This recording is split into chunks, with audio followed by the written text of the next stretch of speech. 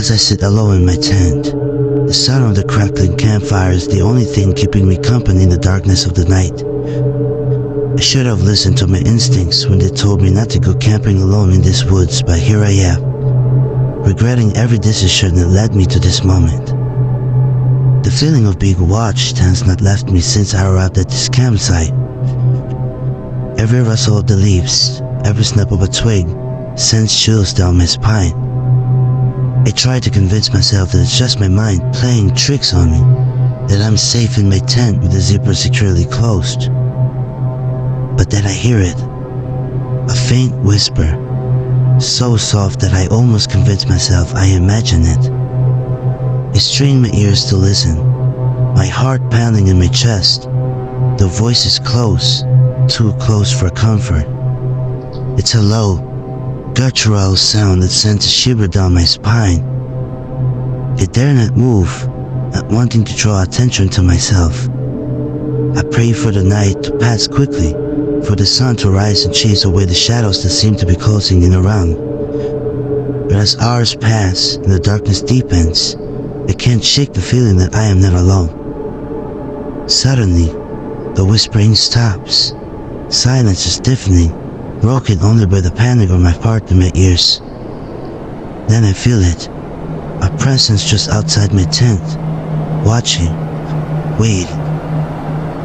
I want to scream, to run, to escape, but I am frozen, paralyzed by a fear I have never known before. As the first light of dawn breaks through the trees, I finally work up the courage to unzip the tent and step outside. But there is nothing there, no sign of the unseen visitor that haunted me all night.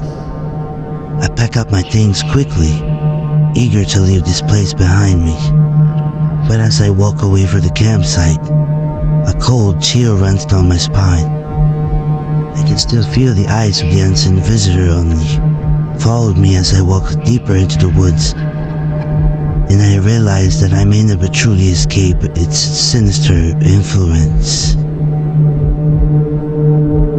Me and my friends had been looking forward to this camping trip for weeks. A chance to escape the hustle and bustle of city life and reconnect with nature. As we arrived at the secluded campsite and set up our tents, I felt a sense of peace wash over me, the tranquility of the forest enveloping like a warm blanket. But as the night descended and the campfire crackled merrily, a feeling of unease began to creep into my chest. The rustling of leaves in the distant snapping of twigs made my skin prickle with apprehension, and when a shadowy figure emerged from the darkness, my heart skipped a beat.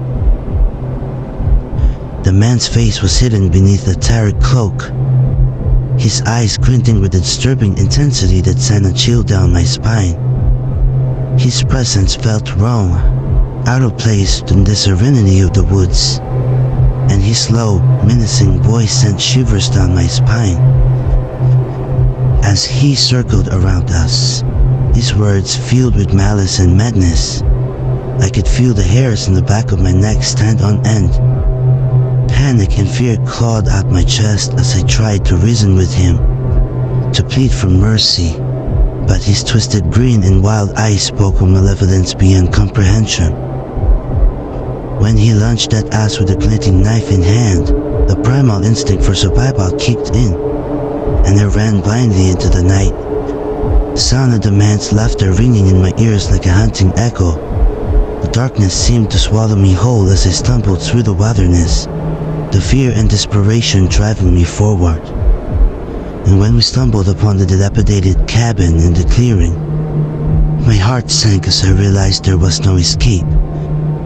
The man stood in the doorway, his gaze filled with a hunger for violence that chilled me to the core.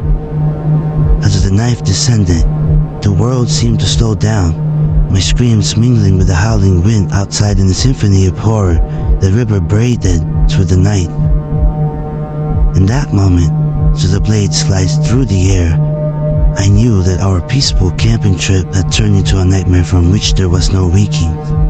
And as the darkness closed in around, I prayed for a dawn that would never come.